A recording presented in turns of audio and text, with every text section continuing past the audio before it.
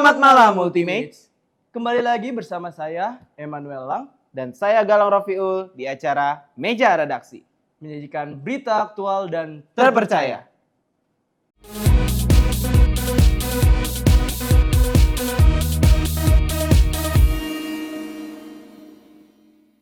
Ultimates, beberapa saat lalu dunia perfilman Indonesia digemparkan dengan film berjudul Kuasa Gelap. Film ini menawarkan perspektif baru dalam sinema horor Indonesia dengan menampilkan kisah eksorsisme dari agama Katolik. Film ini menjadi film horor Indonesia pertama berbasis eksorsisme. Penasaran dengan informasi selengkapnya? Berikut liputannya. Ultimates, pada 3 Oktober mendatang, sebuah film bertajuk Kuasa Gelap akan segera ditayangkan di bioskop seluruh Indonesia. Diproduksi oleh Paragon Pictures dan Ide Source Entertainment, serta disutradarai oleh Bobby Prasetyo yang juga menjadi sutradara dalam film Pamali Dusun Pocong dan meraih total 1,4 juta penonton. Film ini dibintangi oleh sederetan aktor dan aktris ternama seperti Jerome Kurnia, Lukman Sardi, Astrid Tiar, Freya JKT48, dan Lea Ciaresel. Bagi mancanegara, ratusan film berbasis eksorsisme telah diproduksi dan ditayangkan. Tetapi di Indonesia, film Kuasa Gelap merupakan film horor pertama yang berbasis eksorsisme. Oleh karena itu, kehadiran film ini menawarkan perspektif baru di sinema horor Indonesia. Sebagian film horor Indonesia diangkat dari hal-hal mistis daerah setempat atau menggunakan sudut pandang agama Muslim. Tetapi, film ini menyajikan hal berbeda karena mengangkat tema eksorsisme dengan latar agama Katolik. Secara garis besar, film ini menceritakan tentang kisah perjalanan dua pastor eksorsis asal Jawa Tengah, yaitu Romo Rendra yang diperankan oleh Lukman Sardi dan Romo Thomas yang diperankan oleh Jerome Kurnia. Dua pastor tersebut berusaha melakukan ritual eksorsisme terhadap seorang remaja perempuan yang kerasukan setan bernama Kayla yang diperankan oleh Lea Ciaresel. Sayangnya, kedua romo tersebut menghadapi tantangan dan krisis iman karena iblis tersebut menyerang trauma salah satu romo. Film ini diambil dari kisah nyata dan disajikan dengan syarat eksorsisme sesuai ajaran serta ritual Katolik yang benar. Produser film Kuasa Gelap, Robert Roni, mengatakan, proses produksi film ini memakan waktu 6 tahun. Tim Robert perlu melakukan audiensi dengan gereja Katolik guna menjelaskan tujuan pembuatan film ini dan mendapatkan restu untuk menggarap proyek ini. Berbagai riset dan penelitian intensif juga telah dilakukan oleh Robert dan tim selama 2 tahun lamanya. Mulai dari menghadiri simposium eksorsisme Katolik se-Asia Tenggara di Pontianak, Kalimantan Barat, hingga mempelajari buku-buku dan sejarah ritual eksorsisme di Surakarta, Jawa Tengah. Tak hanya proses pengembangan dan riset, proses diskusi untuk pemilihan judul membutuhkan waktu yang sangat panjang. Mereka tak ingin memasukkan unsur Hollywood ke dalam judul karena tidak ingin berjarak dengan para audiens dan mereka tetap ingin menjaring penonton lokal. Pemilihan judul film ini diambil dari istilah yang sering dipopulerkan oleh pemuka agama Kristiani dalam khotbah ataupun pelayanan, yaitu kuasa gelap. Kecintaan Robert Roni terhadap tema eksorsisme dimulai saat ia menonton film horor klasik The Exorcist tahun 1973. Film tersebut meninggalkan kesan baginya, terutama sebagai penganut Katolik. Robert terobsesi untuk membuat film tentang eksorsisme dari sudut pandang Katolik di Indonesia. Namun, ia menyadari bahwa membuat film eksorsisme Katolik dengan audiens yang mayoritas Muslim menjadi tantangan tersendiri. Pada 2018, ide film ini mulai terrealisasikan setelah Robert membaca berita tentang seorang romo Katolik asal Jawa Tengah yang rutin melakukan eksorsisme. Ia segera melacak keberadaan romo tersebut dengan harapan dapat mendiskusikan lebih lanjut terkait film ini. Sangat disayangkan, proyek tersebut harus terhenti sementara karena institusi Katolik sangatlah tertutup perihal ini. 2 tahun berselang, Kuasa Gelap kabar adalah baik pun film datang. horor pertama di Proyek film Indonesia ini yang akhirnya mengangkat mendapatkan tema titik eksotisme terang dengan berupa latar izin belakang persetujuan gereja dari Katolik. gereja Katolik. Tapi ceritanya ini fiksi. Robert Roni jadi jangan selaku dikaitkan produser dengan film Kuasa Gelap yang mengungkapkan, ada sih. pembuatan film ini bukan untuk mengglorifikasi soal setan ataupun mengeksploitasi agama, melainkan mengutamakan tentang sang pencipta dan nilai keagamaannya. Menurutnya, agama di Indonesia sangatlah beragam, sehingga ada baiknya untuk menampilkan sesuatu yang berbeda agar dapat meraih segmen pasar yang lebih luas dan memberi penonton lebih banyak variasi di industri perfilman Indonesia.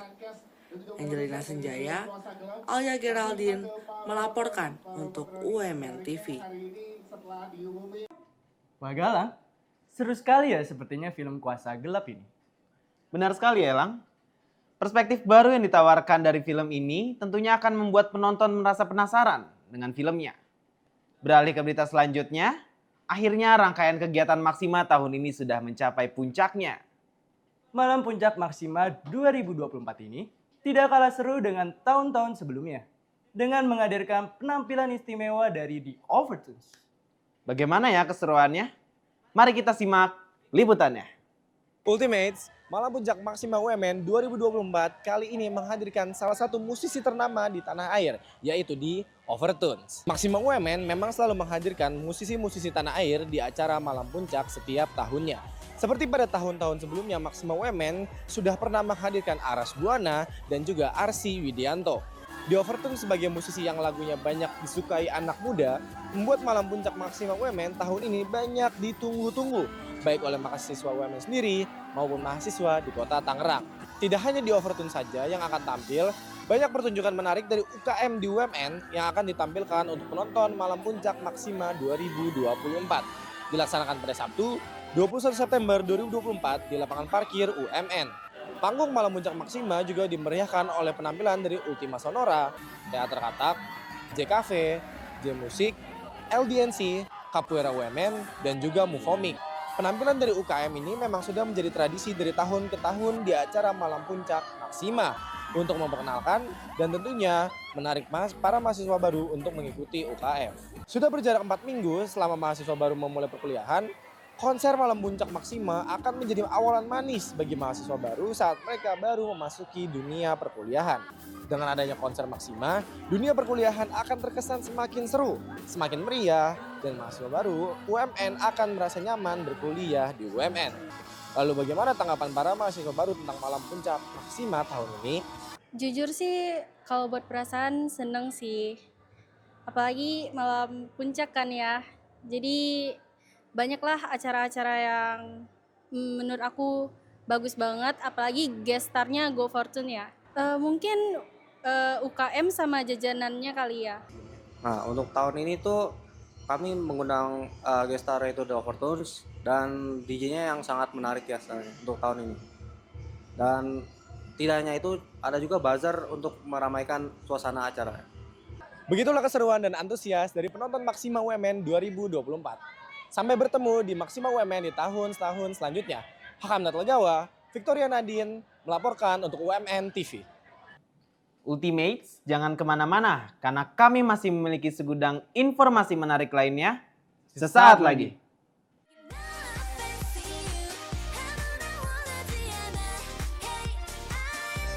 Selamat datang di Kilai. Enjoy happy life.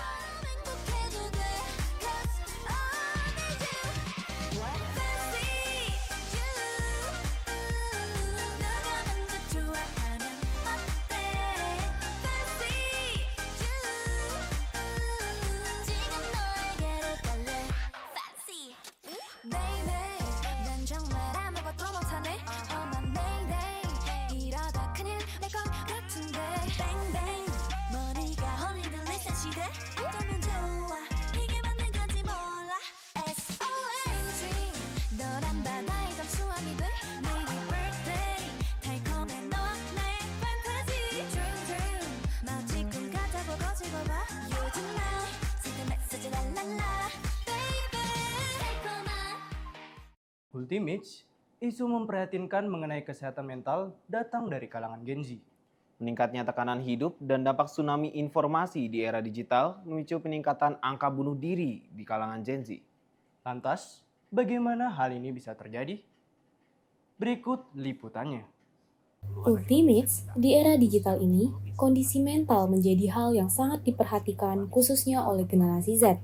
Namun, seiring berjalannya waktu, tekanan hidup, kematangan otak dan mental, serta gelombang informasi membuat para generasi penerus bangsa mengalami gangguan kecemasan dan menjadi rentan bunuh diri.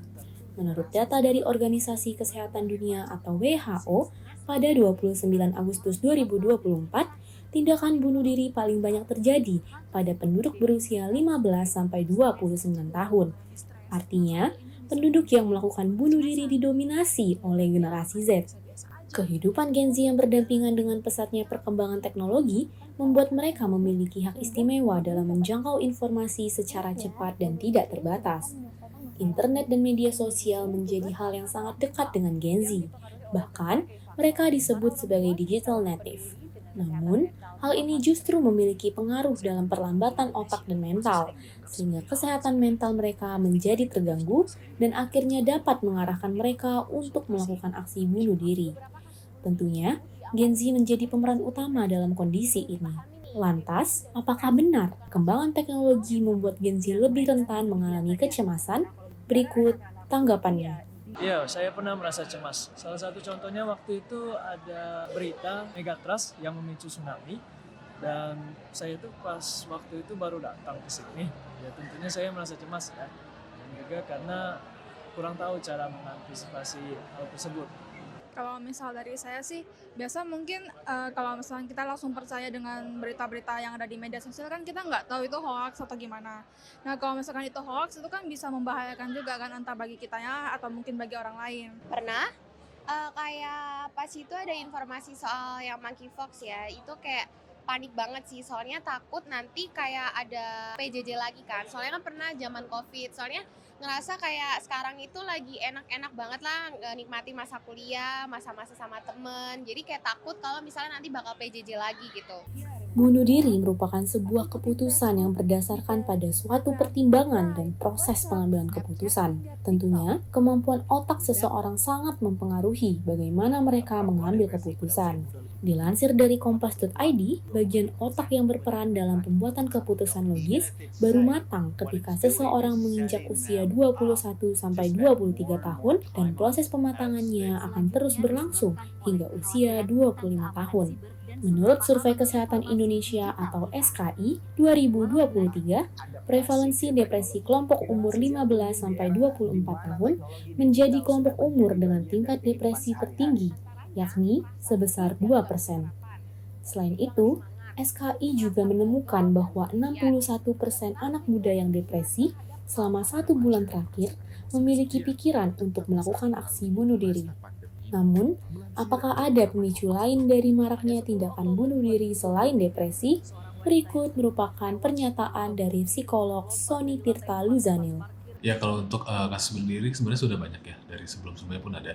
Cuma memang Gen Z ini kan dikenal lebih melek terkait dengan kesehatan mental. Apalagi pengaruh media sosial dan internet ini sangat cepat. Nah, cepatnya pengaruh ini lebih berpengaruh ke generasi Z sebetulnya. Ya, Gen Z ini kan tumbuh bersama dengan teknologi. Jadi memang dari awal tahun 97 kan kita baru mengenal internet dan komputer gitu. Jadi Gen Z lahir, mereka memang dari kecil sampai usia sekarang sudah mengenal internet.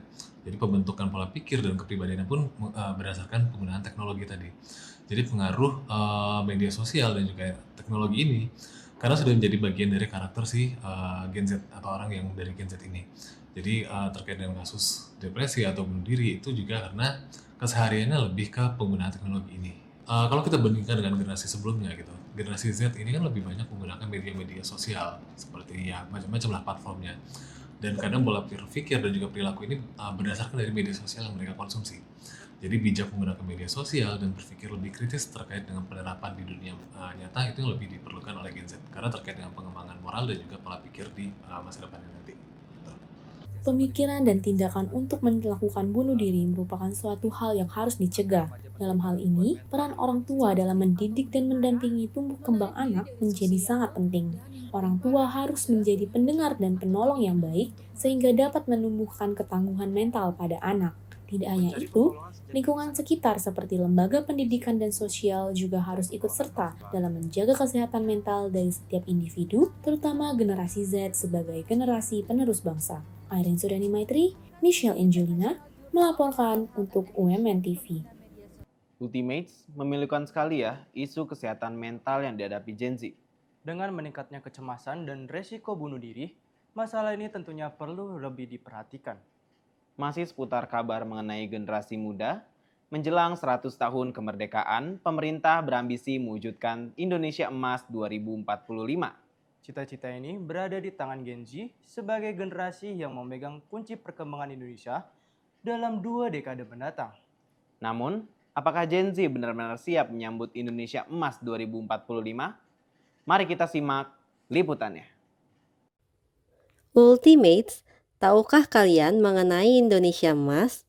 Indonesia Emas adalah sebuah rancangan dari Kementerian Perencanaan Pembangunan Nasional untuk melakukan pembangunan jangka panjang dari tahun 2025 sampai 2045.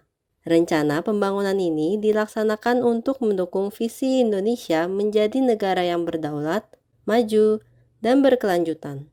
Dalam rancangan pembangunan ini, diharapkan kondisi pendapatan per kapita Indonesia setara dengan negara-negara maju, kemiskinan mencapai angka 0%, berkurangnya ketimpangan, daya saing sumber daya manusia, dan pengaruh Indonesia di dunia internasional meningkat. Visi Indonesia Emas tentunya tidak akan berjalan lancar jika tidak memiliki pilar yang mendukung dalam pelaksanaannya. Pemerintah mengharapkan generasi muda untuk menjadi pendorong utama dalam pembangunan Indonesia Emas ini. Penduduk berusia produktif di 2045 adalah para generasi muda hari ini. Itu sebabnya generasi muda hari ini menjadi pilar utama untuk menghadapi Indonesia Emas 2045. Menghadapi hal tersebut, generasi muda justru memiliki kecemasan dalam menyongsong Indonesia Emas ini. Walaupun mereka sudah hidup di lingkungan yang lebih digital dan dianggap memiliki pemikiran yang unik dalam menghadapi isu global maupun lokal, kehidupan sosial mereka masih menjadi keresahan yang seringkali juga memicu kecemasan. Mulai dari kesenjangan sosial, kurangnya interaksi antar individu, pengaruh lingkungan, hingga ketidaksetaraan. Meski begitu, generasi muda tetap merupakan harapan bangsa, sehingga pemerintah saat ini berupaya membantu generasi muda untuk secara aktif meningkatkan 2 basic skill, yaitu literasi dan pemikiran kritis melalui pembelajaran yang mereka dapatkan. Kira-kira bagaimana ya pendapat generasi muda zaman sekarang dalam menghadapi Indonesia Emas ke depannya? Mari kita simak liputannya.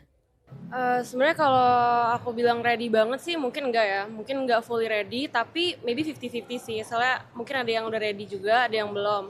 Tapi kan juga jangka waktunya masih lumayan panjang, jadi mungkin maybe Gen Z masih bisa prepare dan pada waktunya udah nyampe mungkin aja bisa ready sih. Kalau dari yang saya lihat, jika kita berbicara tentang sebuah generasi ini kan konteksnya luas ya. Dan menurut saya sendiri, setengahnya mungkin aja sudah ada yang siap, tapi setengahnya jika dari kita lihat gitu, pasti banyak juga yang belum siap. Karena jika saya lihat, anak-anak Gen Z ini zaman sekarang lebih terbuka pemikirannya, terus mereka ini bisa mencari tahu hal-hal yang lebih baru, menciptakan inovasi-inovasi baru dengan bantuan teknologi juga dan sistem informasi lainnya. Menurut aku sih udah ya, karena Gen Z itu mostly udah punya pemikiran yang lebih kritis dan lebih terbuka. Jadi Gen Z itu udah paham gimana caranya buat ngebentuk sama mempersiapkan Indonesia Emas di tahun 2045 nanti. Menurut saya Gen Z ini udah siap. Kenapa sih udah siap? Karena generasi Z ini hidup itu dikelilingi oleh teknologi. Selain itu, generasi Z ini juga cukup kreatif dan inovatif yang diharapkan bisa memajukan Indonesia Emas 2045. Untuk sejauh ini menurut aku masih banyak yang harus dibenahi untuk generasi Z sendiri, karena kita mulai dari hal yang paling basic yaitu literasi dulu ya, literasi digital maupun literasi dalam keseharian. Itu menurut aku di generasi sekarang, di generasi Z itu masih kurang banget, masih kurang minat baca, literasi baik digital maupun secara konvensional. Jadi masih belum bisa dikatakan kalau kita udah siap untuk menuju Indonesia emas, tapi pastinya kita juga bisa dengan waktu yang masih berjalan untuk mencapai tahun Indonesia emas, kita masih bisa memperbaiki, apalagi di generasi kita sekarang pengetahuan udah bagus banget ya, ilmu pengetahuan bisa didapat dari mana aja, jadi pasti akan bisa mencapai Indonesia emas itu dengan waktu yang efisien. Ultimates, rencana pembangunan Indonesia emas ini tentunya memiliki banyak tantangan yang harus dihadapi. Mulai dari kurang meratanya infrastruktur, perekonomian yang lemah, dan kualitas SDM yang masih belum optimal, menjadi hambatan utama dalam mencapai Indonesia emas di 2045 mendatang. Oleh karena itu, seluruh masyarakat dan pemerintah Indonesia diharapkan dapat berperan aktif dan ikut ambil bagian dalam pembangunan ini agar nantinya Indonesia dapat menjadi negara maju sesuai cita-cita Indonesia emas. Sharon Fredlin, Ramada Valino Alren, melaporkan untuk Women TV. Nah, Ultimates, berita sebelumnya juga sekaligus menutup perjumpaan kita kali ini. Tidak terasa meja redaksi telah menemani Ultimates selama 2 season. Kami mohon maaf apabila ada kata atau perbuatan yang kurang berkenan. Saya Galang Rofil dan saya Emmanuel Lang beserta kru News UMN TV Gen X pamit undur diri. Selamat malam dan sampai jumpa.